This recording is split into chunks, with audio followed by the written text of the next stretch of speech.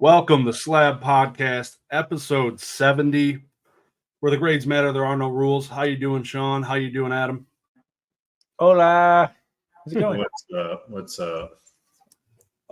As you guys can see, we have a third member, actually back-to-back episodes with a guest, which is something I think we promised this at some point, right? I think we said we'd have more guests. More But guests. here we are. We got Sean Bassik here with us. If you could, Sean, introduce yourself, and we're just gonna get right into it, shall we? Sounds good. Hi, I'm Sean. That's the end of the episode, everybody. I appreciate you coming in. No, I'm joking. All right, it's been fun. But yeah, if you could, Sean, just give us some of the background, some of the history of you, your origins, and why you started maybe collecting and where it all started. That'd be awesome. Yeah, sure. So, look, I probably started just like everyone else. I was a kid. I collected. I played all the different games: Pokemon, Yu-Gi-Oh, Magic. So it started with Pokemon right around the age of 8. And so I was a little too young to play the game, but I remember buying packs, collecting, trading with kids at school. And so the earliest, fondest memories are with Pokemon. And then after that, I remember going to Books A Million every weekend, Yu-Gi-Oh, buying my $3 packs, $2 packs. I don't even remember, just Legend of Blue Eyes. And it was just a card game I played. And then in the 4th grade, one of my teachers had played Magic the Gathering, had a pretty extensive collection, and he would hand out decks to the kids to play. And I learned Magic in the 4th grade. And so pretty much got exposed to all the 3 big card games that everyone knows and loves today. And look, the rest is a story of growing up, but I'd say just early fond memories, and that's where a lot of just kind of the happiness of collecting and playing those games growing up. Just every weekend having that thing to look forward to. So I knew Saturday 10 a.m. I was going to get to play Yu-Gi-Oh, and those are some memories that I just wouldn't trade for the world. That's awesome. That's awesome. I just want to preface this to everybody. All the other guests we've had have been in the industry. Z&G Emporium, Matt Quinn, Sean also is in the industry, has businesses. And this is going to be a little bit different. We're going to be going more so collector side, and he's got a bunch of awesome stuff. We'll be checking in, seeing. He's going to be showing us a bunch of these awesome cards he's graded recently. So that's going to be really cool. But again, I want a little bit deeper into some of this stuff. So did you play any of the Pokemon video games, or was it just cards for you? Yeah, I played everything on the Game Boy growing up. So Pokemon and Yu-Gi-Oh, I played the Game Boy games, red, blue, yellow. I remember getting up the cartridge with Lugia. That was silver, right? Yep, silver. Yeah. So I played from red all the way to silver, and then growing up happened. Yep. Yeah. That's which ones were better, Yu-Gi-Oh or Pokemon games? That's a tough one, man. You're throwing me the difficult questions early. I would say because I was a fan of Yu-Gi-Oh and playing Yu-Gi-Oh, Pokemon, the cards, I never really played it. I collected it, and Yu-Gi-Oh I played. So the game for Yu-Gi-Oh sucked me in a lot more, and I because I was playing the card game that I with the computer that I could play every weekend, whereas Pokemon. Just a different experience. So I would say because I was a Yu-Gi-Oh player, definitely, I think it was Dark Duel Stories I don't know how many hours and days and weeks and months was spent playing that game. That's awesome. I did not expect that. I fully thought you were going to go all in on Pokemon being the best, and that one sucking all your time up for sure. No, yeah, Yu-Gi-Oh and Magic were at the age where I understood, right? At 8 years old, you're still learning about the world, and I just didn't have the wherewithal to play. And so Yu-Gi-Oh and Magic ate up a lot more time, and Yu-Gi-Oh was definitely number one as far as how much I played and just fondest memories. Do you feel like the culture with other people was different between them? Because I know I've heard people talk about like Pokemon players and Yu-Gi-Oh players and Magic players in like very different ways, but I only have context of that like now. I mean, I grew up in England. It was just Pokemon pretty much. So I don't have that context of like when I was a kid, like you say, having like playing games and the cards and that they're being in those atmospheres and cultures. Like, do you feel like there was a big difference between them? I think Magic was the most laid back. Yu-Gi-Oh was pretty competitive, and it was, look, I went for the tournament, so there's natural competition. And I believe it or not, I've never played Pokemon the card game. I don't know how to play it, and I have no clue. So I can say for me, Magic, just because it was that before school, after school kind of thing, very laid back, good connecting experience with other kids and with the teacher. Yu-Gi-Oh was like, let's win. Yeah, I'm here to whoop some ass. Yeah, I'm here, and if I'm losing, I need to figure out why I'm losing and how to fix my deck. And if I'm winning, I'm doing something right. So, yeah, good old competition. Yeah, I still like playing Yu-Gi-Oh. I'll go and play, they call it GOAT format on Fridays sometimes with the guys, and it's like 30 people that show up and play now. Nice. It's a good time. It's a good time. I enjoy it. I've heard this. You might be able to tell me, Josh, but so someone explained to me that Yu-Gi-Oh, the cards from day one still work to this day, similar to some formats of Magic, and that the creators of Yu-Gi-Oh actually mapped out the game for like 20, 25, 30 years where they knew some of the things they were going to be building a decade or two into the future. Is that true? Yeah, so they don't rotate sets like Magic the Gathering. Magic the Gathering will rotate sets out, and they got like 4 different formats. Yu-Gi-Oh, I can use almost every Legend of Blue Eyes card except Pot of Greed because it's been banned since the beginning of Eternity. But yeah, you can use cards from all these original sets that aren't banned. All they do is have a ban list. So there's, I don't even know, guessing at 40 cards, 50 cards banned. Mm-hmm. So of 50 cards, I don't even know, 10,000 different cards. Wow. Yeah, it's tough for a new guy to get into it. Like it's overwhelming how many different things exist inside of it. So the set rotation helps new people enter Pokemon and Magic because you only got to know 1.5 years worth of cards. It's kind of nice. So makes sense. Yeah. I'm a fan of vintage Magic format, just the earliest sets.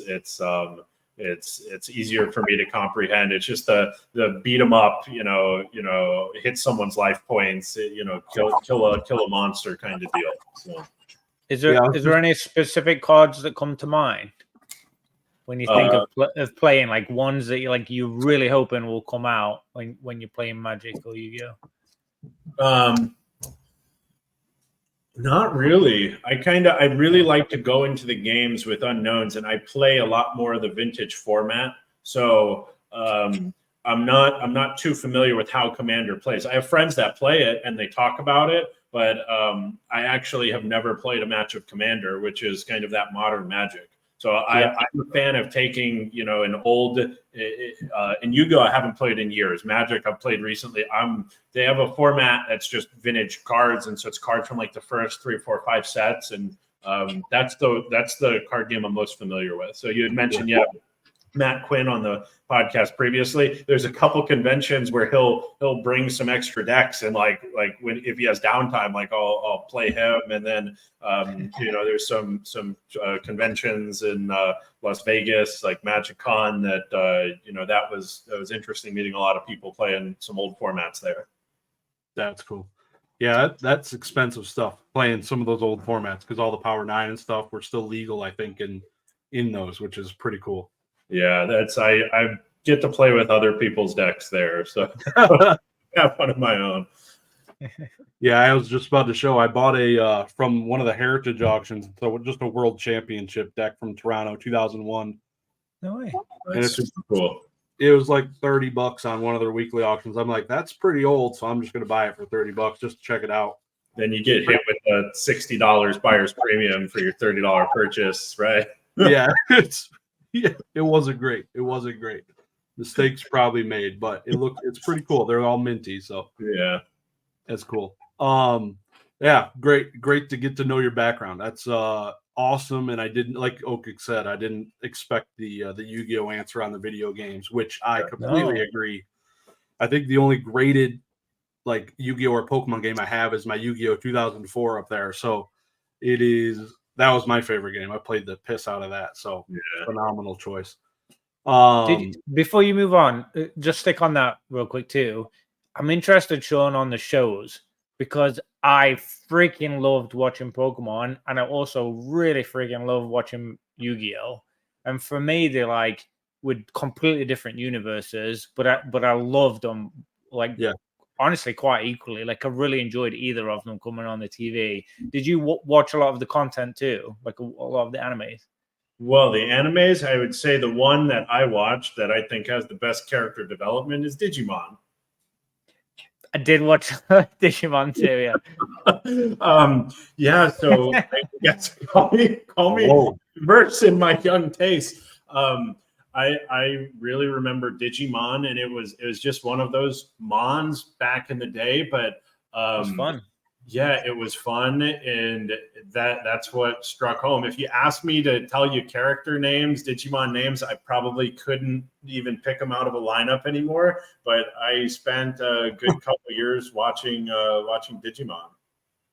Damn, love that, love it. Yeah. That makes one of us at least. At least that was not me. So, all right, let's jump into last week's spicy comment. So last week we had Z&G Emporium on. I think he got like the sympathy votes. People felt bad for him being the guest, and they wanted to vote him up. So he had said, and we're going to comment on this, Fanatics, formerly known as PWCC, Fanatics Collect, can't handle their consignment plus at a 6% total fee. Just to explain for the listeners at home what consignment plus is, basically you can send them raw cards. They will get them graded for you. You got to pay for your grading fees. And then you're going to get charged a 6% fee for selling. When this was typed, that was a week ago. I don't know if it's changed from a week ago, but that was what Z had put. That seems cheap. What do you think, Sean?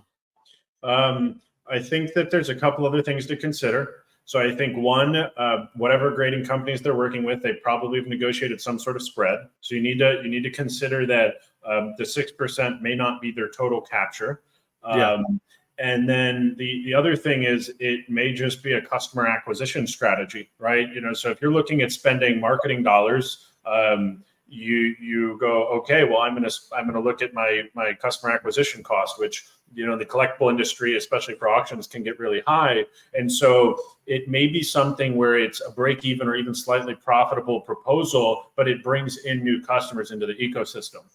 So I think that there's a couple things to think about when going, hey, they can't handle it. Now, I think time will tell, hey, do they keep it around? So maybe it's very temporary. Maybe it's some other plan to get customers, or maybe they've got margins that they're able to make some other way.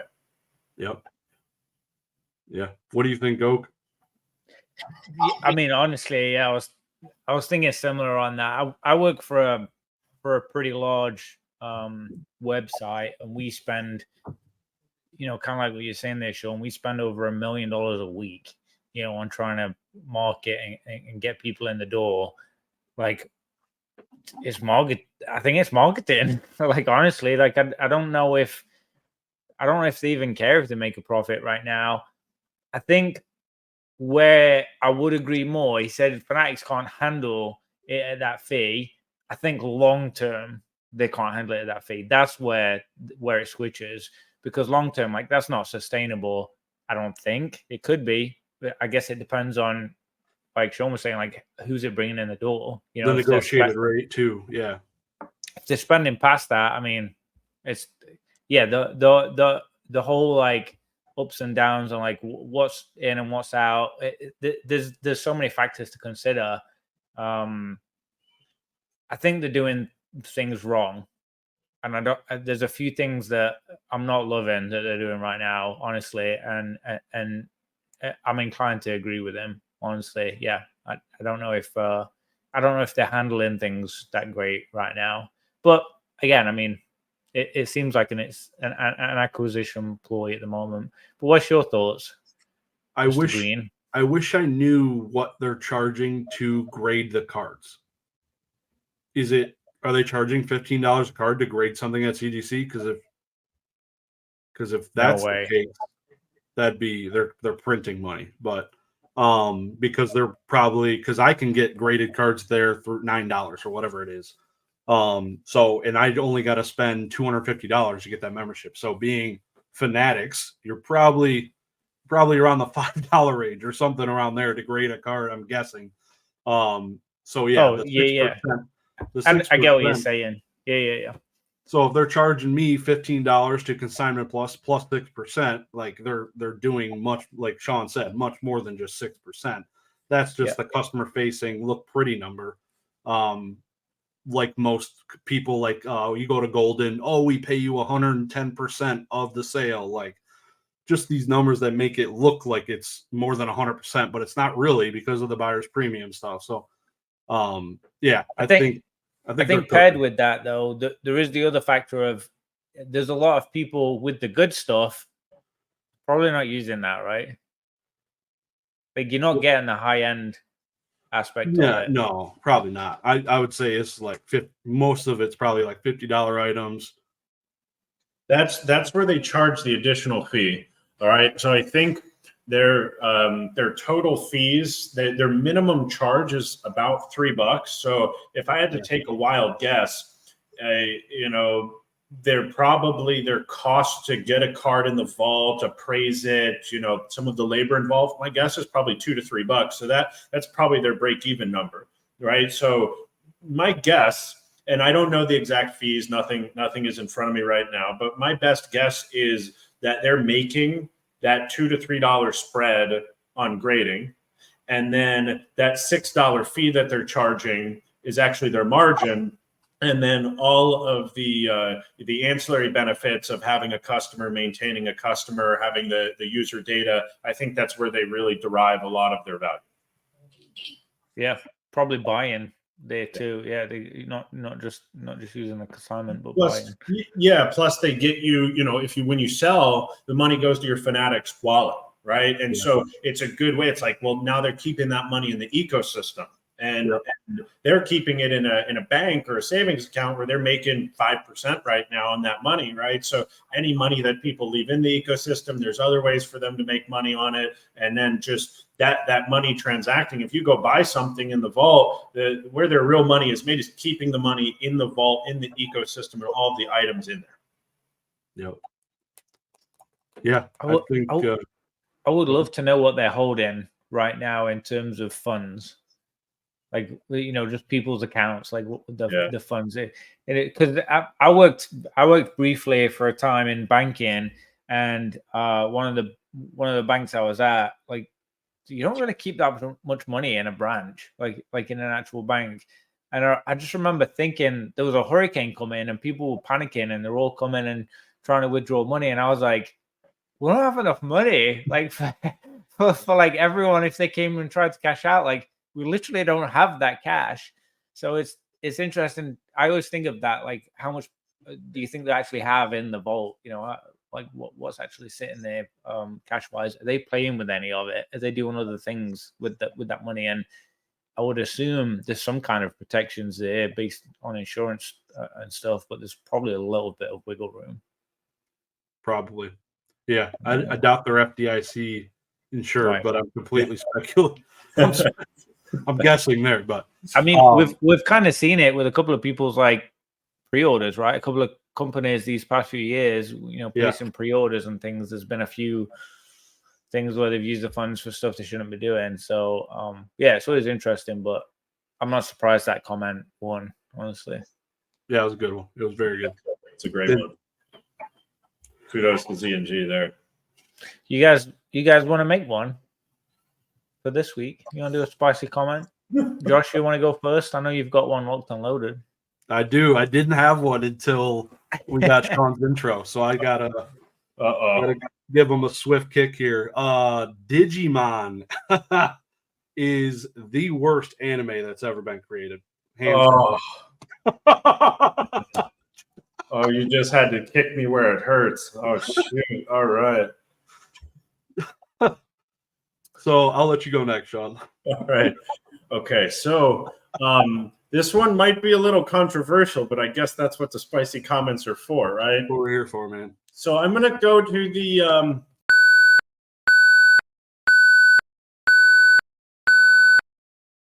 Well said.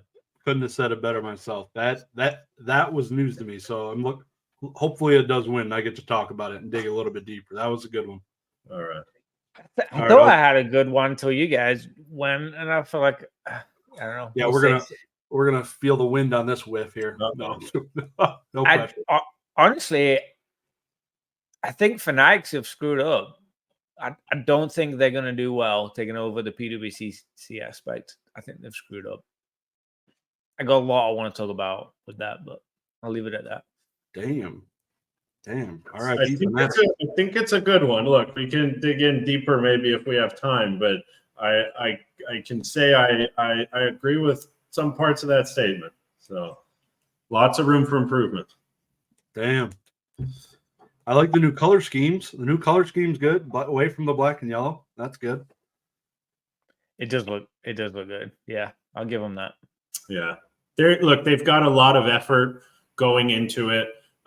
They've got a lot of people working really hard on it, but they put out a product that had some issues, and they're really swiftly working to fix some of those and fix some of the other stuff that they inherited from it. You know? Yeah.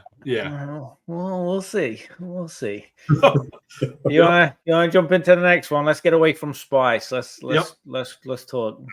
So I want to get a little bit now. You had mentioned you had stopped after Yu-Gi-Oh and Magic and started growing up. Basically, we all did at a certain point. When did you start collecting? Usually that is like after high school on average. The people our age. I'm 33. Oak is 48. Yeah. Like I'm joking. Yeah. So when did you get back? When did that collector bug kick in, and why?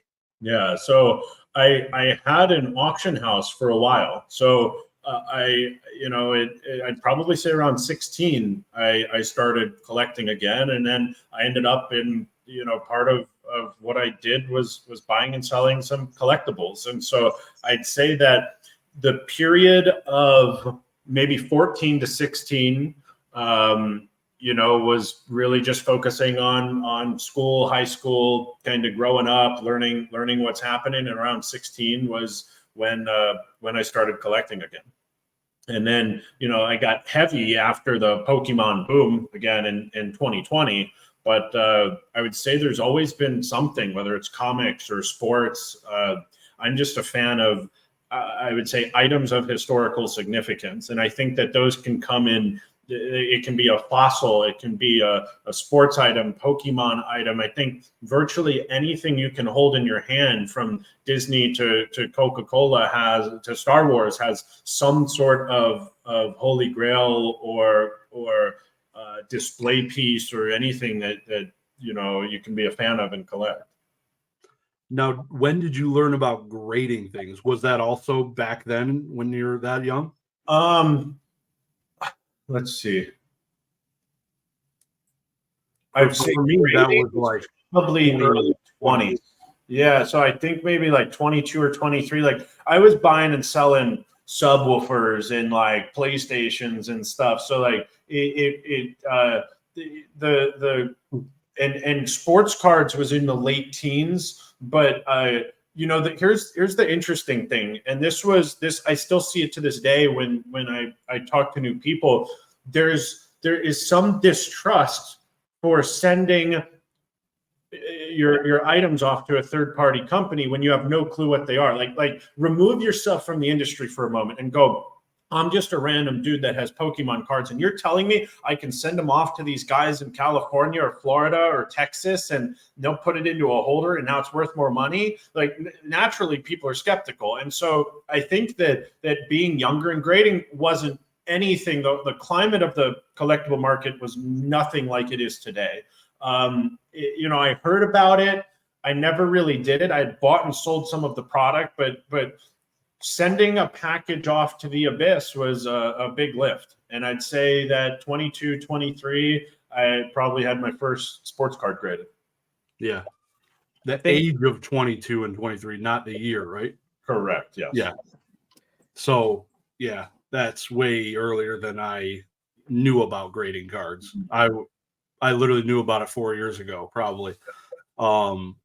Which is great. What about you, Oak? When did you similar or no? I first heard about it on that pawn shop show, Pawn Stars, How when long? Gary was on there because he was showing slabs, and I was like, "You can grade Charizard? What the hell?" Like that was mind blowing to me. Because he's pulling out a bunch of slabs, but like to what you were just saying there, Sean. I've always been so surprised since the hobby blew up that even now, with how much education there is on like in the community on YouTube, like everywhere, like people are still terrified about putting a card in the mail, like literally just mailing a card and not having it in their hands. There's a legitimate fear of not having that in their in their ownership and put it, regardless of it even getting to the grading company. Like people are scared to mail stuff off, and I think consignment companies alleviate that a little bit. I think some of what Z&G does, and some of those like consignment plus type stuff. I do think there's some of that aspect to it that helps alleviate some of the stress and fear, but it's real. Like people really do worry about all of that stuff, even just like just regular childhood cards, base set fossils and jungles, that kind of stuff.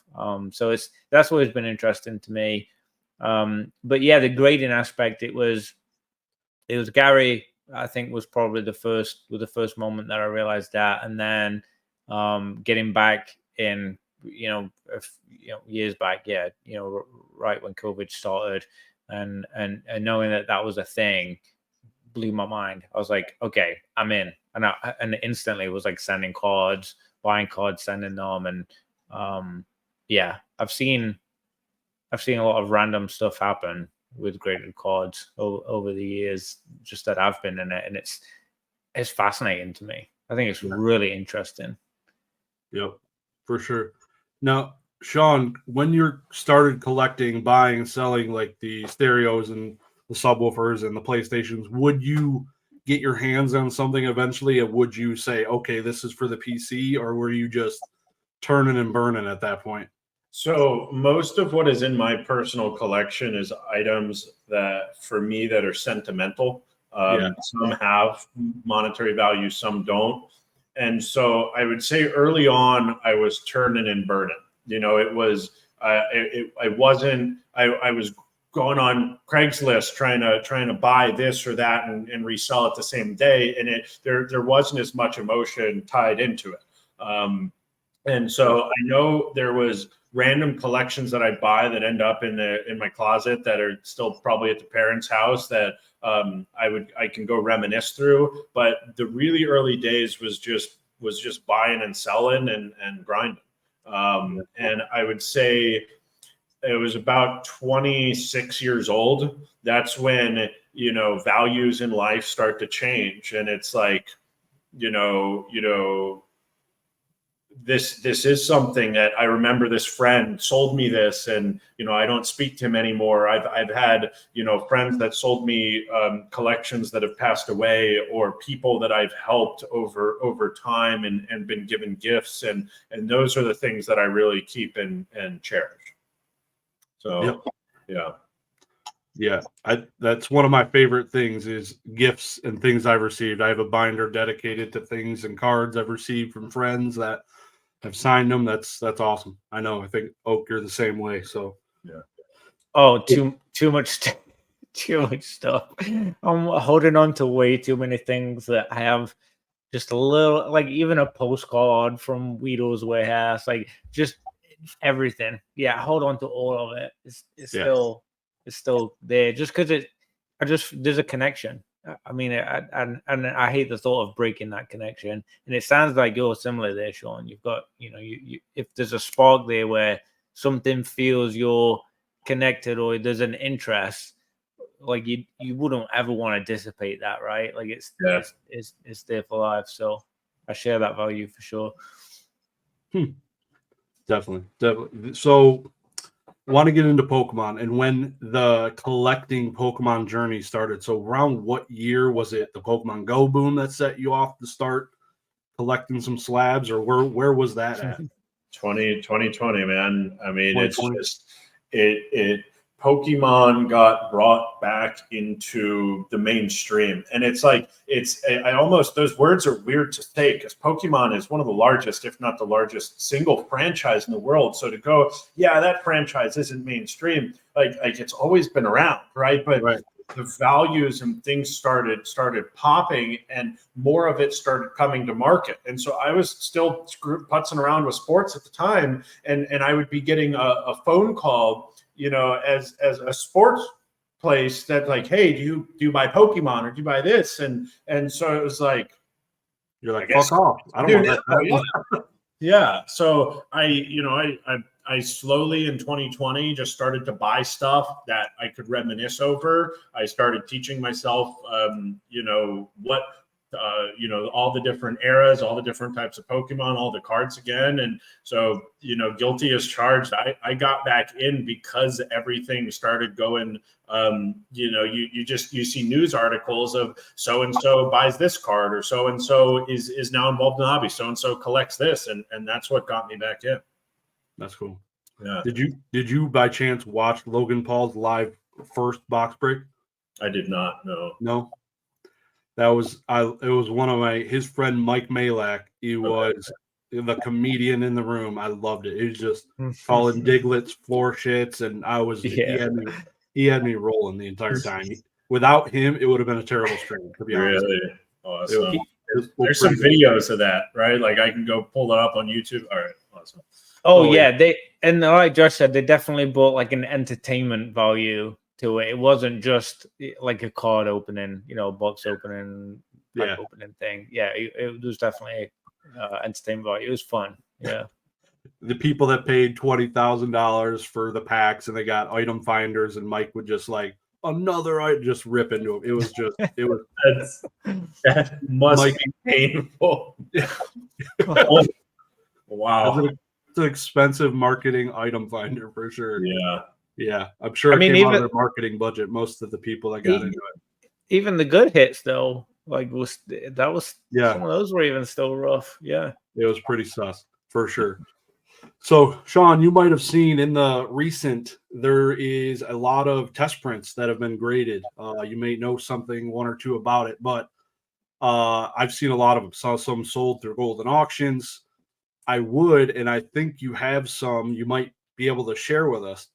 I definitely would like to check some of those out. That is, when I saw these come up, just to talk about it for a minute, when I saw some of this stuff, I don't know where I saw it first. It had Golden or Instagram, I'm not sure. So it might have been your Instagram. So I do recommend you guys go follow Collectible Nomad. Link down below in the description. Go check it out. His Instagram, definitely, it's like a sleeper page. I don't even know if there's a single Pokemon post inside of your page. You'll just splash things inside of your stories now, time and time, and it's some of the craziest stuff I've seen. So definitely go recommend that. But yeah, I think you have some of the cooler cards that I've ever seen in existence in your possession, and I look forward to seeing some of those here on the stream. So, yeah, if you got something, I'd love to see it. Sure. Yeah, I've got a few to show. I've had some fun journeys in Pokemon. So the first one, if you don't have a silver Bible, I highly recommend hopping on eBay. The bad condition ones about $150, $200 now. Good ones will run you $300, $400. But this book has so much information on trophies, on sets. Google Translate ends up being your absolute best friend. Oh yeah. Highly recommend for both nostalgic and historical purposes. So first want to show you this page, and I translated this on my phone, so I'll read it out. So it says Pokemon Card GB Original Card 1, so it's Game Boy cards. Pokemon Card GB features 18 types of cards that were original to the Game Boy version. 3 of them have only appeared as promotional cards, but the remaining 15 have not been made into cards. However, for this book, Creatures has made cards of all the original GB cards. Of course, this is the first time they have been released in Japan. And so that's the literal translation of the block of text up top. And then you have 2 pages. You have this page with, with Flareon and some evolutions, and it looks like a Magnemite. And then you have this next page that has the legendary birds, a Ditto, I think a Pidgeot, and a Mew at the bottom. And so the Mew in Japan, this Mew is actually released in goodness gracious, I don't. This is all right. So the fossil Mew, and in English it was a League Holo and a League non-holo, but in Japan it was released as a rare in the fossil set. And then this Ditto, which never actually, this is one of those cards that they made for the Silver Bible that was not actually released. Now, this artwork, if you look, you will not see it anywhere. It's just an unreleased artwork. And I've never seen it. That was the artwork from the Game Boy game, though. I swear, like that I've seen those in the games, right? Yes, it would be the blue version early Sugimori artwork. Yep. So that would have been the only place that card was released other than the Silver Bible. And then until recently, it had never, no one had ever believed that it had appeared on a card. But actually within the playtest, that card, all right, there we go. It appears on a beta playtest. So the alpha playtests have the red-green artwork, and then the beta playtests have the red-blue artwork. And the alphas are only base set Pokemon. And so I actually have 3 other alphas here. I was fortunate enough to meet one of the creators of Pokemon, and Takumi Akabane, and he was involved with Creature since 1994. He's the research and development director. And I was able to fly to Japan and meet him, and I was very grateful to get him to sign a few of the playtest cards. And so this Porygon, he's now deleted his Instagram, but and you can sometimes reach him on some other social medias. I'm not going to say what, but there's an Instagram post that made this Porygon quite famous when he was showing off some random cards from the collection. And this is the only alpha playtest that has a background, or beta for that matter. All others are white backgrounds, similar to the Ditto that you just saw. So, and I know that my camera isn't the best here, but yeah. And then you have a drowsy and a coughing, and let's all right. So I'll do one at a time. So you have a coughing where you see some red here. That's actually Akabane 28 years ago. He told me he crossed out poison and wrote paralysis, but this is not a change that made it to the final no rarity game. Whereas the drowsy, again, you'll see the annotation for 50. And I don't think my camera is good enough to catch it, but 40 HP 40 is crossed off and 50 is written. And then right here, which I don't think you can see at all, the entire description of the ability is crossed off. And these are changes that actually made it to the final no rarity card game. And there is one other card with an annotation. It's in the bank vault, so I can't really show it, but it is the Charizard from the set. And there's near the bottom of the card within the description, there's a crossing off and a numerical change that made it to the final card game. So, wow, yeah. And then thanks for letting me share. Those are some of those pieces that because of the experience, they've really grown on me. And I generally like to keep one item. If there's collections that I have bought to sell, I'll generally pick and keep one. And so I think the Porygon is going to be one of those cards that's just put up and kind of kept forever. Hell yeah. Yeah. Just to go to the beginning of that entire segment, that was awesome. Seeing all that stuff. The first time I've seen it, most of those like this close. That's very cool. Yeah, the Google Glass, the stuff you use to translate, I definitely need to buy. Like, I haven't bought one of those because I'm like, man, I can't read the son of a bitch. The pictures are cool. I didn't even think about using my phone, just hovering over it and translating like that. My coworker just did that for German the other day. I'm like, why don't I have this on my Android? I'm like, the basic Google Translate app actually has a photo feature, and you can snap a photo and translate. Yeah. So go ahead and get that downloaded ASAP. Yeah, that's huge. That's huge, especially going to Mexico or whatever, Germany again. I'll definitely, that's a play for sure. Huge. Websites too. I've used it on a couple of websites. I've took a picture and looked at it. Yeah, it's helpful. That's crazy. You can upload. You can screenshot. It's one of the most.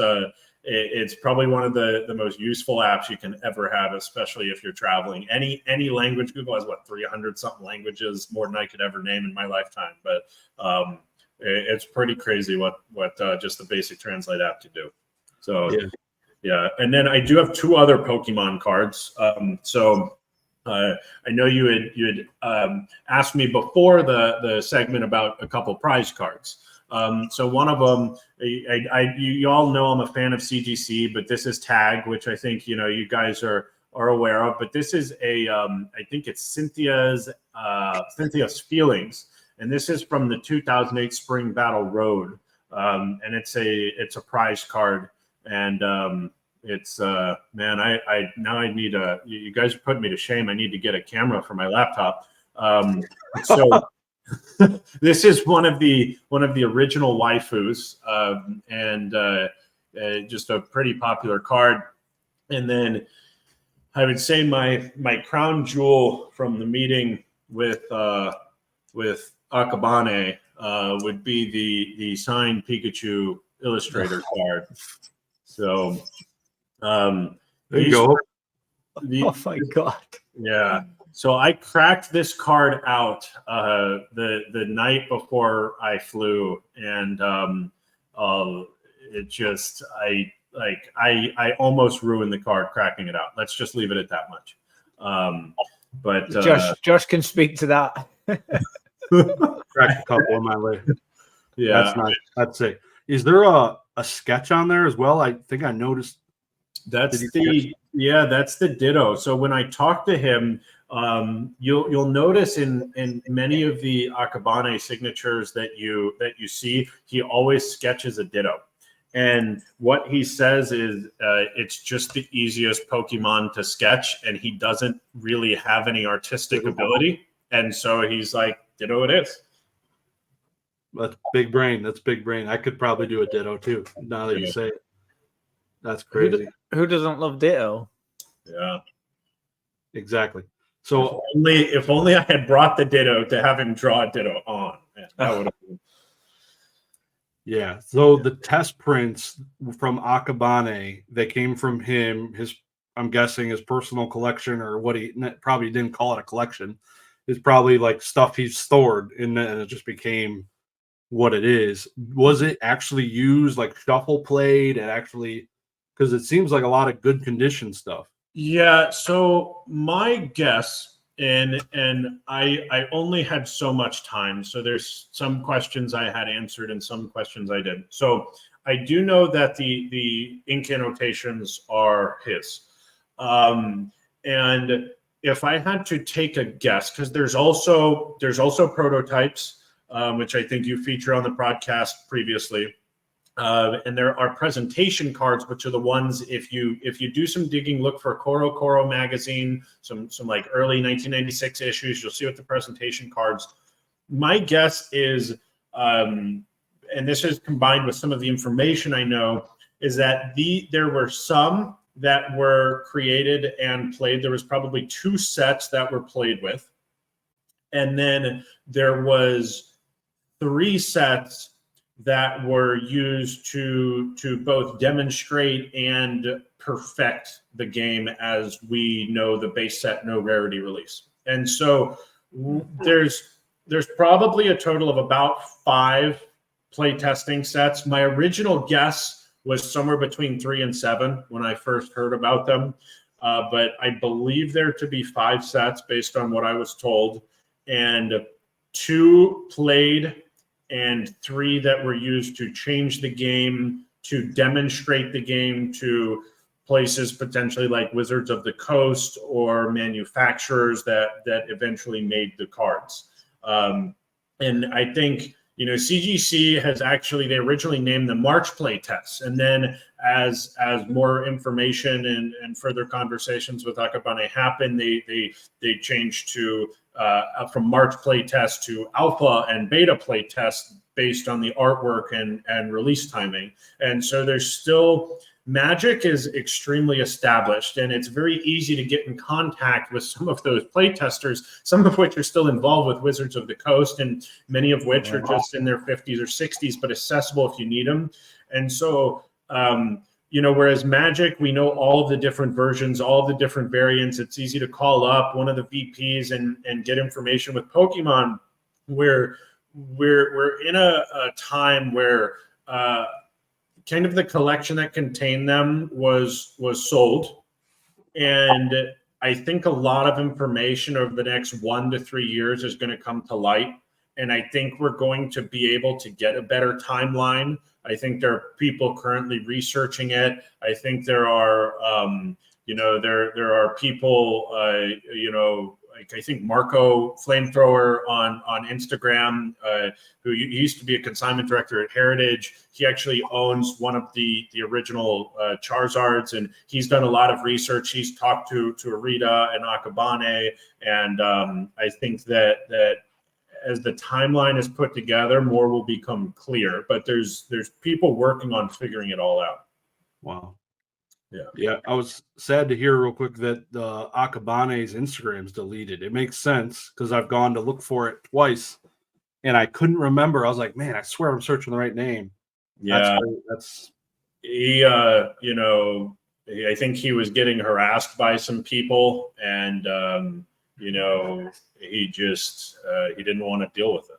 So, yeah, no, I respect it. It's part of the challenge too, right? It's just to clarify, isn't Magic American? Did it originate in America? Yeah. Yes. Magic is 1993 American.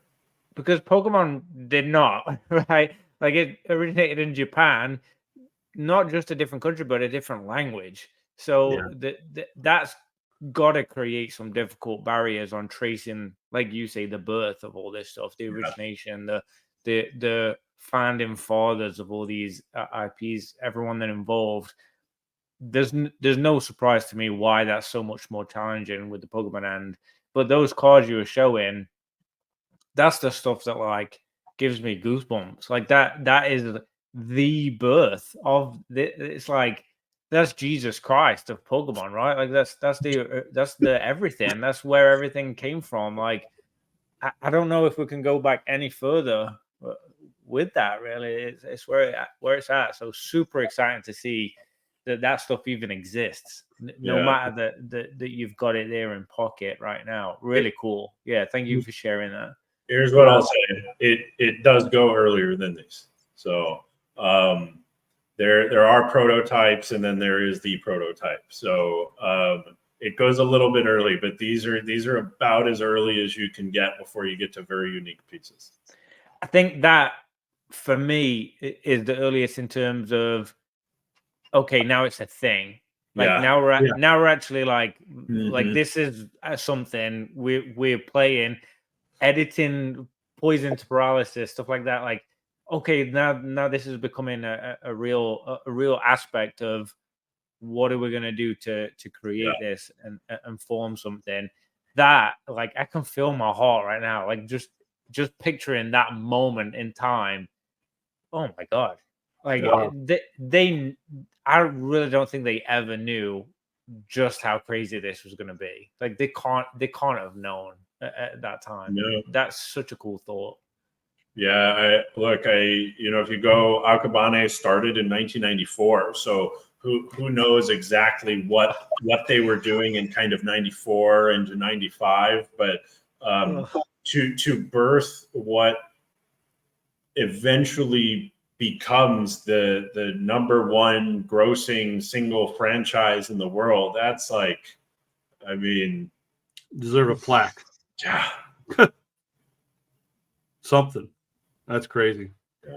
I feel like if they were American people, there would be monuments of them because they're in Japan. It's just not as you can't you can't call Tom from Idaho who worked at WotC and developed the game and go golfing with him this afternoon. It's less accessible. I feel like it will be more as this world becomes much more global and we are becoming more one with all these translators and all these different things. There's live translators on Teams now starting, and like all this different stuff is just so much better for the world to like just even the internet and interactions, us talking with people globally. It's insane that people present or years before us didn't have this opportunity, and it's crazy. We're in the middle of like this bubble that's happening where we can do that now and talk to people in Japan at any time of the day. It's crazy to me.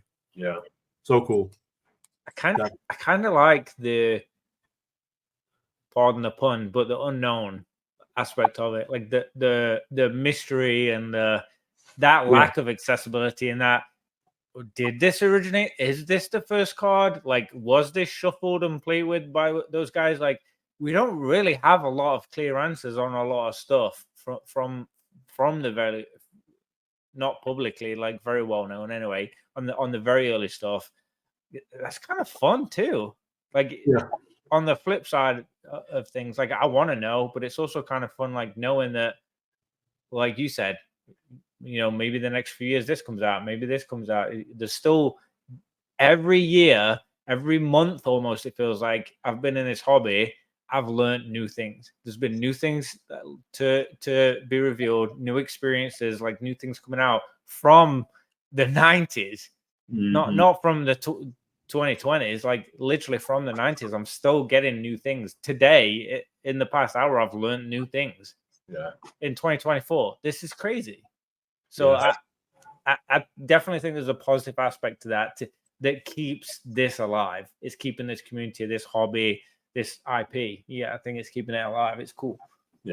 I think we're in an unprecedented time where we're learning about history, and like that's why I exist in these hobbies of any types. I appreciate historical significance. To hear one of the creators of the game say, "I did this" or "I did that," like those are I wasn't aware. I thought, I just, who knows, right? To get verification is pretty incredible. That would have been a cool soundbite to have. Amazing. Have that recording, like, oh my god. So he started 94. I'm guessing his age maybe started in his 30s. He's in his 60s. I'm guessing I think early to late 60s. 56 right now. 56. Yeah. Wow. Oh, he was He's young. a young gun, man. That's awesome. Yeah. Very cool. Very cool. Damn, that's crazy. Okay, and we had an Instagram. Wow, that's a miracle. That's a miracle in itself. That's cool. Beach shellfish, I'm sure. Sean, I'm curious too. Prize cards? Yeah. The illustrator and the Cynthia's feeling. So I jumped the gun a little bit, but that was these two. But I want to know that they're a little bit older now. Right now, anything interest you in that field? Like, would you ever chase someone on the more modern aspects? I know obviously there's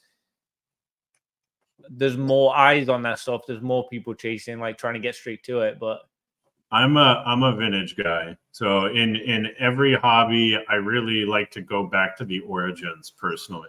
So I have good dear friends that pursue modern trophies and these full arts and all this stuff. I almost like to go the old stuff as like from a more simple time, Yeah. Josh, did you share with him your recent prize card? Your very big. Oh, the Yu-Gi-Oh one? Card. Yeah. No. Yeah, first ever prize card. I think you'll like this. For sure. We're getting all sorts of curveballs, man. I love it. Oh yeah. Oh, it is big. It's really big. Big. Yeah, it's a jumbo card. It's a card trooper. It's my one of my favorite cards. That's awesome. Is it the consistency of a Yu-Gi-Oh card, or is it like is it a print? They said it is. I didn't frame it. The guy I bought it from already had it framed, but they said it is similar. It's thick. It might be a little bit thicker than a Yu-Gi-Oh card. Wow. Otherwise, it'd be super flimsy. But And when we say modern, I mean that guy won that tournament. We're talking weeks ago. yeah, Literally weeks, like not even months or years. You know, guess how much that cost? It It was $1,500. this one was $1,000. Okay. That's a good guess. Yeah. Yep. So it felt good. Like this is a massive. This will take up a freaking wall in my room for $1,000. I'm like, all right, that ain't bad. Like Pokemon prize cards are like this big, and you drop like $20,000 for second place. Like, God. Jesus Christ, I'm all set. Yeah. And then I actually do have, going back to the origins of Yu-Gi-Oh, I've got a card here. I'll show you. So this is let's Getting darker. Man, let me turn the light off. Give me one sec. This is the Jump Festa Blue Eyes White Dragon. So this is one of the very early Yu-Gi-Oh cards, and it's been reprinted. This artwork's been reprinted many, many times, but this is a prismatic version that was given out in an envelope. There were 3,000 of them. So this is one of those old Yu-Gi-Oh grails, and it's 10 out of 10. Yeah, I bought it in Japan myself. So That's cool. I a few years ago, or a couple years ago, it was a different climate in Japan, and it was much easier to walk into a card shop and find some beautiful condition stuff. Yeah. Have you seen the Yu-Gi-Oh test print cards that CGC graded? I think I saw some in passing. Someone tried to offer me one, but I didn't really look too much into them. Yeah. Yeah, that's my favorite art for Blue Eyes. It looks just like the Dark Duelist Stories Blue Eyes. Okay. Very similar. That came with that game. I love it. It's a very expensive card if I remember correctly. It's you don't not messing around there. That's for sure. Very cool. Yeah, it has a lot of similarities to the Jump Festa, and I think that there's certain print features that overlap, if I remember correctly. Wow. Have you had any Digimon cards? I have one signed Watanabe card somewhere, but it was lost in a move, so it's in a box somewhere. I just don't know where. I'm guessing there's got to be some cross of Digimon artists that went to Pokemon. There's got to be somewhere, because I know Arita just did his first Magic the Gathering card, which is pretty freaking dope. But that'd be interesting to see some of the other crosses, the original anime artists that crossed over. That would be pretty cool to see some of that. I don't know if I've ever checked that, if I've ever looked at it, but yeah, that would be interesting. The Yu-Gi-Oh stuff, is that your prized possession? Because I remember you had some really nice. You had like a CDC 10 pristine back when this was the old label, Dark Duelist Stories Blue Eyes. Do you still have any of that other stuff, or is that basically the one you wanted and you're happy with it? I have one other Yu-Gi-Oh piece that I traded for that just sits. There's actually a hole right there, and it sits up there. So it's called a shikashi. And these are very traditional in Japan. Either, if you approach an artist at the end of a business meeting, you might ask for one, or certain creators of games may do them as gifts for people. They are generally gifts. And so they're really not meant to be sold for long periods of time, or unless you get hardships. But this one is by Kazuki Takahashi, who's the creator of of Yu-Gi-Oh! And so this was to the 2006 tournament winner, but he did a Yugi sketch, signed it, and had personalized it. And so this is one that just stays, it stays up on display next to other gifts and shikishi that I've received over time. That's sick. Very cool. That's unreal. Yeah, I like for some reason I always appreciated the Yu-Gi-Oh! Prize cards more because they are cards you can win and then put into a deck and play with them. I think the World's cards might have an effect, like maybe they don't. I think the staff cards have an effect and can be played, but I don't know if the actual championship, like first place card, can be thrown into a deck and used. Whereas Yu-Gi-Oh, like if you won the Crush cards or the Shrinks, like those cards went straight into your deck because it was a really good effing card, and that was always really cool aspect to those. Isn't that why the Cyberstein became worth so much money? Because the card was just broken. Yeah, right. Initial release, it probably wasn't too busted, but yeah, it got busted quick. But then they love reprinting. That happened quickly. So, but yeah, it's that's something I would love to have. Would be like a Shonen Jump Championship set of all those cards because I played Yu-Gi-Oh! Competitively during those times. Didn't do a whole lot. Went to nationals once or twice, but was never had enough time to dedicate to master everything. That's for sure. Would love to. Maybe in retirement. We'll see. Couple years from now. Yeah. So, you guys collect any sports, any comics, any other awesome stuff? Oak. I've got recently a bit of like a shiny ball syndrome where I'm like, I like that. I want to own it. Like that's interesting. That's cool. That looks good. But yeah, I've got kind of comics and cards and figurines, stamps, stickers, just a bajillion different, just too much BS that I shouldn't probably buy, but I buy it.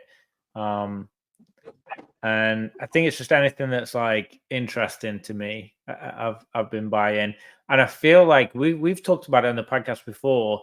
I feel like it's kind of the opposite of what most other people do. So most other people kind of start out that way when they got back into the hobby of like, oh, I like that card, I'll buy that. Oh, this is cool, and then they're rediscovering things and buying these things, and then they kind of refine their taste.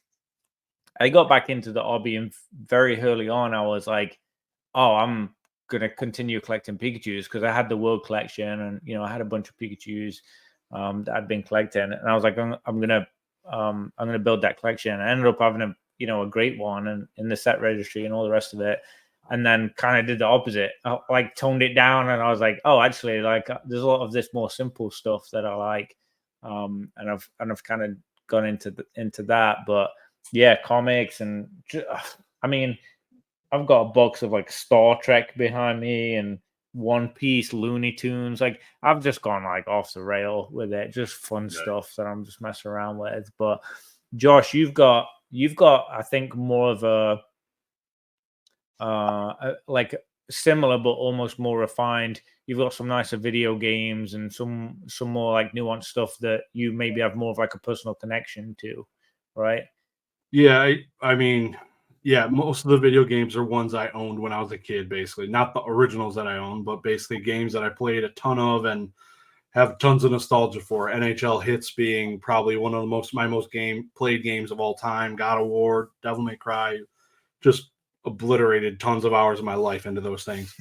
But huge fan of the movie that they did for Jackie Robinson, and huge fan and always wanted his rookie card. And I love Time Magazine. I have like one of the old 1923, 24 Time magazines from Henry Ford, but huge fan of Jackie Robinson and what he did. And I found out that this was printed well before his rookie card and came out the year he had his rookie season, whereas his rookie card came out the year later. But this was like $150 instead of $5,000 for a PSA 1. So I went with the thing that's much bigger, and that's the type of stuff I like. I like being able to get stuff that displays better, which is like why I bought that giant Yu-Gi-Oh! Prize card.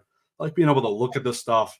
When I put it in a slab, it just like in a card slab, like it's just so tiny. It's tough to sit there and appreciate them all the time. It's easier for me to have a bigger thing to sit there and look at and admire, unless it's right here in front of me.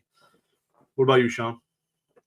I have some old sports stuff that I've kept. I have some really sentimental comic books. I have some Dragon Ball cards. So you're not going to be able to see them. They're on the second shelf behind me. Some old Dragon Ball Super Tournament cards. So just anything that I have a memory tied to. It doesn't matter what it is. I have, a book from the 70s. It's like you went on eBay, it's a $2 book, but it has annotations in it from a friend that gave it to me. And so like just anything that is close to my heart, it almost doesn't matter what it is. So.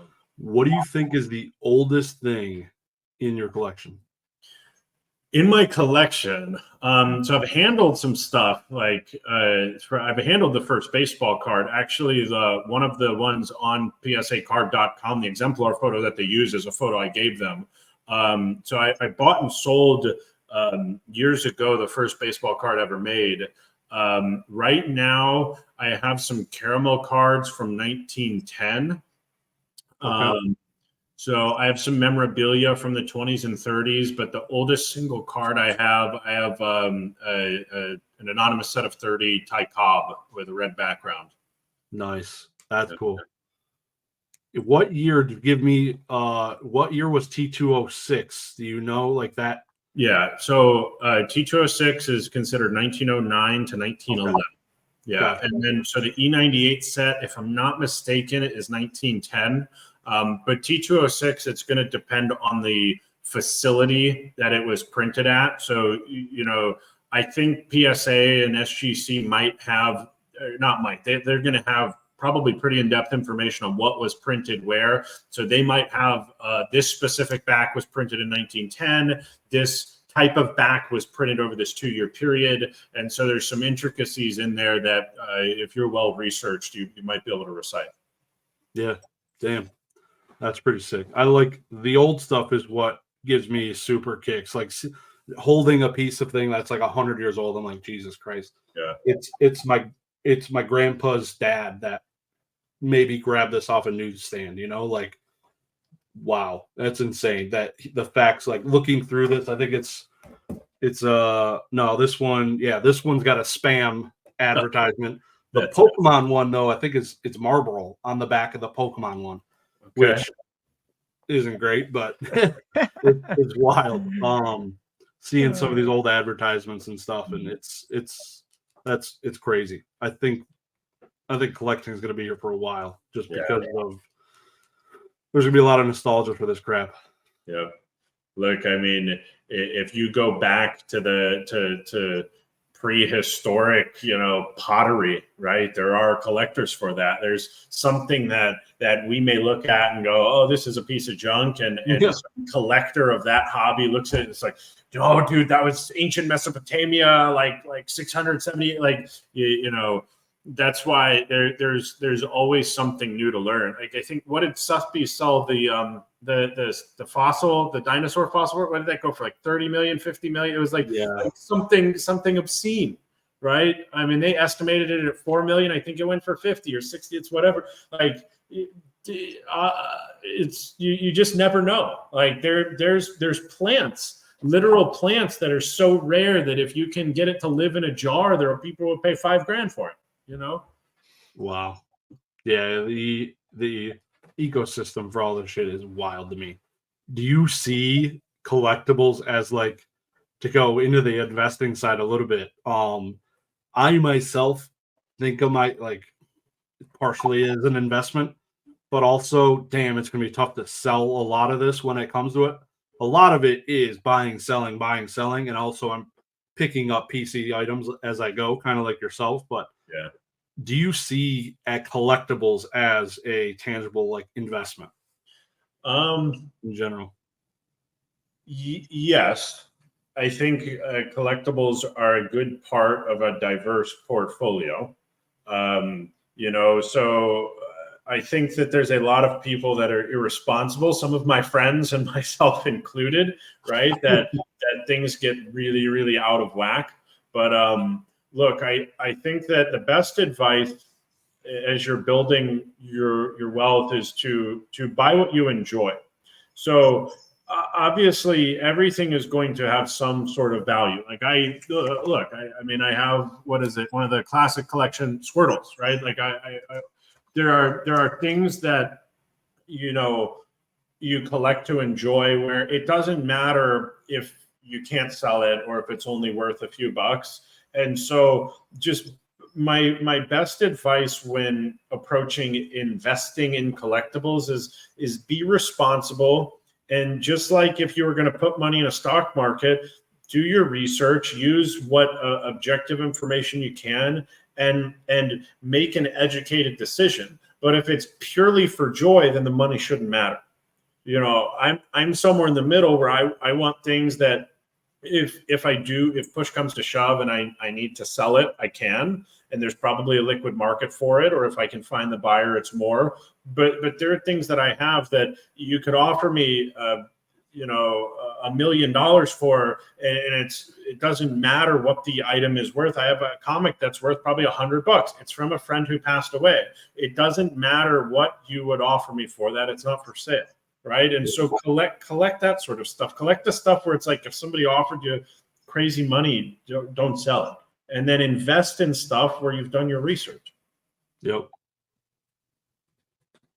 100%. What about modern sealed Pokemon? How do you feel about people just hoarding those boxes? And myself, I have probably $12,000 in sealed modern Pokemon.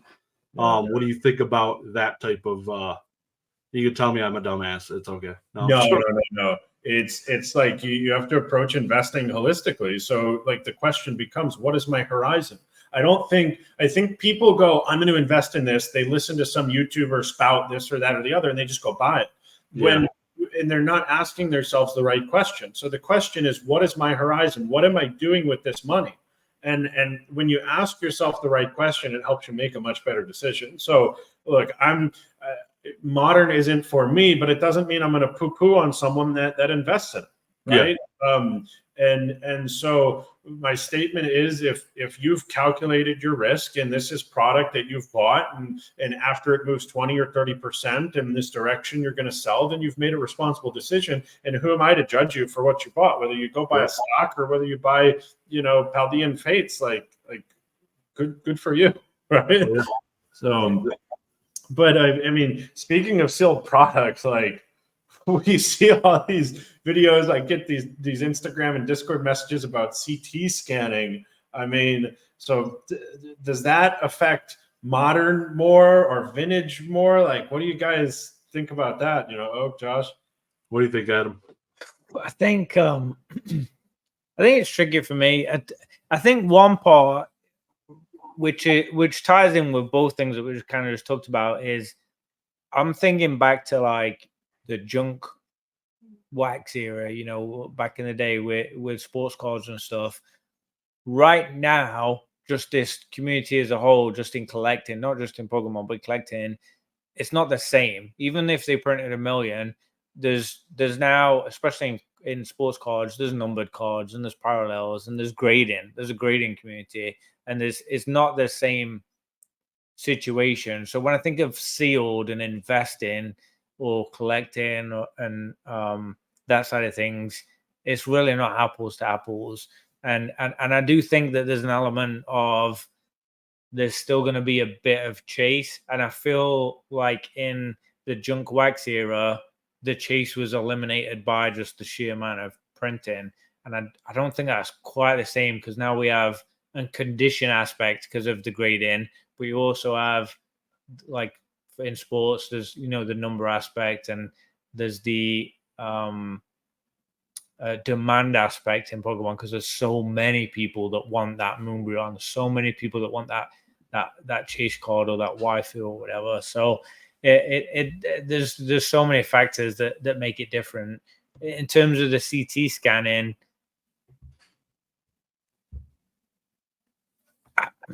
I feel like maybe this is we're reverting back to spicy comment time, but this ain't new. Like, there's no way that someone. This is literally the biggest thing in the world, the biggest IP, like we talked about. Someone just now in 2024 had access to a CT machine.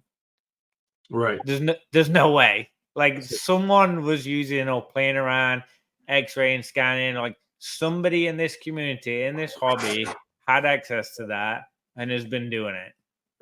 There's just no way, right? That this is just a newfound. Suddenly, someone thought of it. It's just that it got public. Yep.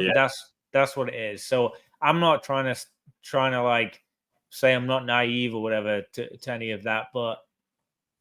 And I don't mean to sound like conspiracy, but it just seems like I don't know what's going to come from that just because it's been publicized now.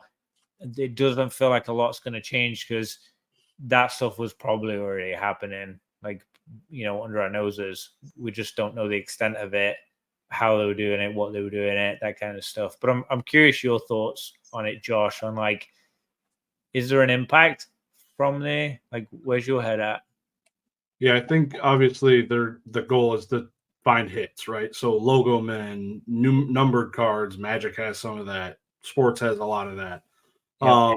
I think there is impact on the sports side, like going through some of these flawless aluminum cases that cost $20,000 to open, and there's 6 cards inside of it. Big yikes! Like that's what terrifies me. That and vintage Pokemon boxes. But even that stuff, like most of it, I don't know. It is slightly terrifying. I'm glad I don't have it, but I also couldn't afford half of it, most of it. So, but yeah, I do think it has existed because my dumbass thought about it's like, man, I feel like something could scan through this booster pack. I swear, it's got to exist. 4 years ago, I'm like, something's got to. I just like obviously I don't have a CT scanner or anything like that. Besides, I have nothing. So. I think there is an impact to vintage, and I've seen people make decisions on their business and gone away from doing different things. Shout out Catch 'em All Collectibles. He said he used to sell heavy packs.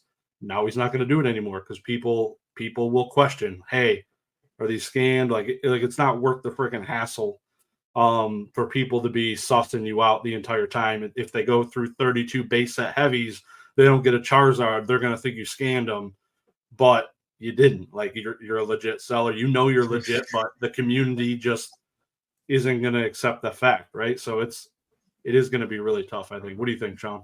Maybe there's an opportunity for another grading company, right? Like, what if PSA, decides to look? They already grade packs. What if this is some breakthrough that allows them to grade, boxes, or same thing for CGC or Beckett? So look, I think that I agree that this is not new, Adam. It's probably something that's been happening, and it got publicized. So. Look, I think it becomes how people use it. I think some sellers, their reaction is, look, I don't scan a pack, and they pride themselves on that. And they have good enough names that people will trust that. And then I think that there's probably some sort of opportunity for someone to do good with it, right? You have white hat hackers and black hat hackers, right? And so I think what someone needs to do is take the white hat, maybe, one of the grading companies, and they need to look at the end of the day, it's going to be controversial. Even if their intentions are good, it's going to breed controversy. So I think that someone, something, somewhere, some company needs to take it and find a way to create some assurance and positivity from it. That's really like, look, let's not be naive. If an X-ray has existed for 30 or 40 years, then someone has probably been X-raying Pokemon since day one, Yep. I'm thinking of G.I. Joe right now after that, right? Like not obviously going to like the biggest, like most extreme example, but could that have been prevented? That whole situation, that is a very solid example of doing something good with the CT. I mean, that was a hell of a lot of money involved in that whole situation for everyone. It's an interesting thought for sure. I do like that aspect of it. Yeah, I think that that somebody can do some good with it. That's my thought. Mm-hmm. For sure. Real quick, I want to pull it back real quick to your collection real quick on a Babe Ruth baseball I had seen on your Instagram signed. Do you still have that? I don't actually. That was one of the items I pared down. So I've had some crazy sports stuff. So the one that I sold that I wish I hadn't was Muhammad Ali's 3-time heavyweight championship ring.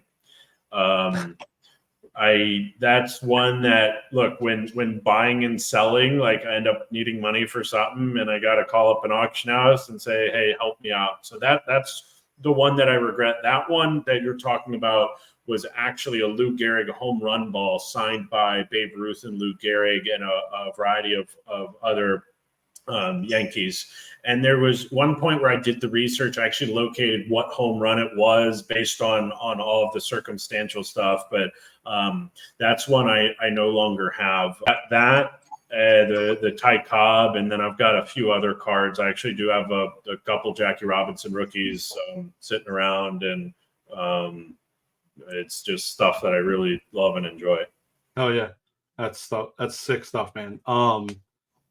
Very cool. I'm a huge fan of the Sandlot, the movie, and that just the Babe Ruth sign ball is something about it. I think I was at BBCE in Northwest Indiana, and they have it's literally a museum inside of that place. If you've ever been there, very cool. I recommend it to anybody. I think it's just south of Gary, Indiana, which isn't the best area, but it's flawless. The place is so nice.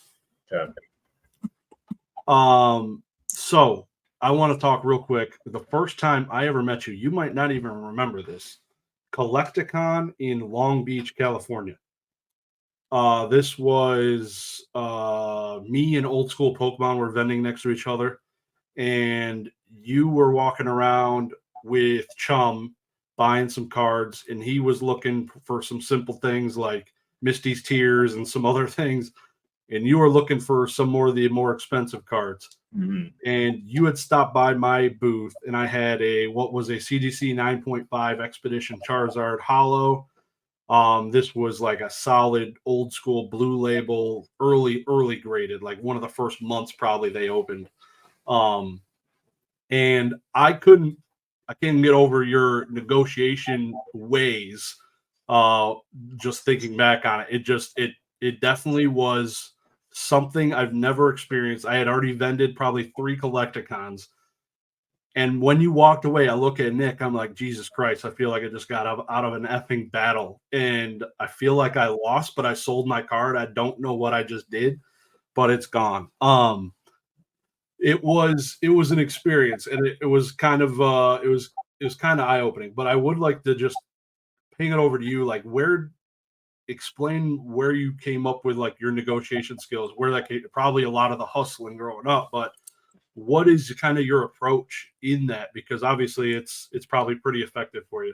Look, I like to have fun with it. I jest a lot in negotiations because they can get really intense. And I've had people where negotiations are as easy as they say, hey, I've got this piece, and I go, okay, I'll take it. And then I have stuff if depending on how much you need to knock down the price, like that kind of influences how you walk into a negotiation, right? So I just try 2 things. So one, I'm always prepared to walk away, and because like if I can't get the price that I want, then it's not for me. So if you were prepared to keep that card, if you didn't get a certain price, or maybe we met, I don't know if we, if we met on price in terms of like you were happy with it or not. I hope you were, but I just like to have fun with it, and I'm prepared to walk away. And I jest a lot. Like I will, to break the tension of a negotiation, I'll just talk about different stuff, because like it gets to the point where you're just staring down, and it's like, are we going to do this or not? You know? Yeah. So, yeah. Yep. I actually was vendor POVing that day, Okay. and I had like turned my phone off by the time you had walked by. That was way before the vendor POV stuff was going on. Mhm. Nowadays. So they've blown it up massive. But yeah, I wish I would have caught some of that. That would have been pretty cool. But yeah, it was a fair price at the time for sure. I don't think I would have sold it, but you definitely beat me up pretty good. So it was I remember there was another one you were trying to get, that DDS Blue Eyes. I think that was that one of the Texas Collecticons. So we were so close on that one too. You had some tournament cards and some things for trade. So yeah, I was pretty sad. I ended up selling that morphing jar for $5,000. I did pretty well. I was probably better off I didn't trade for it. okay. Because I would have definitely PC'd that one, whereas I sold all those other cards. So Right. it probably was better in my favor. I'm glad I didn't do the trade. yeah, that was So. Yep, I'm surprised but yeah, that was a good one. That was that was the first time I think I saw some of those disco hollow cards in person at that one, which was pretty cool. Maybe one day you'll sell me the Zapdos. We'll see. But I forgot I should have grabbed a few Zapdoses. Started flexing them on me. Yeah, that'd be great. No, I don't. I try not to. I know I've shared a couple cards with you in confidence on the Zapdos side. So yeah, definitely. Well, Sean, I do appreciate your time, man. This has been a pleasure having you on. We've learned tons of stuff. I would love to have you on again. It's doors open. Any closing remarks from yourself? No, I think I guess it's been really fun. I enjoyed talking with you guys. I think you cover some awesome topics. You come really prepared, and I just think you do a great job. And it's you don't. What I admire most is you don't put in a ton of effort, and I don't mean that in a negative way. I mean, like, this just flows really well. It's not like you're trying to force the conversation. You have literally a couple bullet points of, hey, let's cover this, and everything else flows from there. So I appreciate you guys having me on. Adam, Josh, I'm happy to hop on anytime, and especially if there's other controversy or spicy comments to be had. Yeah, definitely. I look forward to probably discussing yours. It was a good one. So anything from you, Oak? I think there were solid spicy comments this week. So maybe we do a spicy comment episode and just go through spicy comments next week, because I really want to talk about all three, honestly. But yeah, thank you, Sean, for joining us. We haven't had many guests, so when we do have one, it's special. So I'm glad we got to have you on, and I feel like I learned a lot today. Like you unleashed a lot of new info about yourself and about a lot of the hobby and COD stuff there. So appreciate that. And yeah, it was fun. Yeah, guys, don't forget, leave your own spicy comment in the comment section when you go. Give us a thumbs up, and then choose a spicy comment, hit a thumbs up, because that's the main one we'll focus on in the next episode. So don't forget, get involved. Thank you all for watching. Thank you all for listening, for those that aren't seeing it. And we'll see you all later. Thanks, Sean. Have a good one. Thanks, Josh. Sounds good. Thanks, Adam. Thanks, Josh. Have a great night.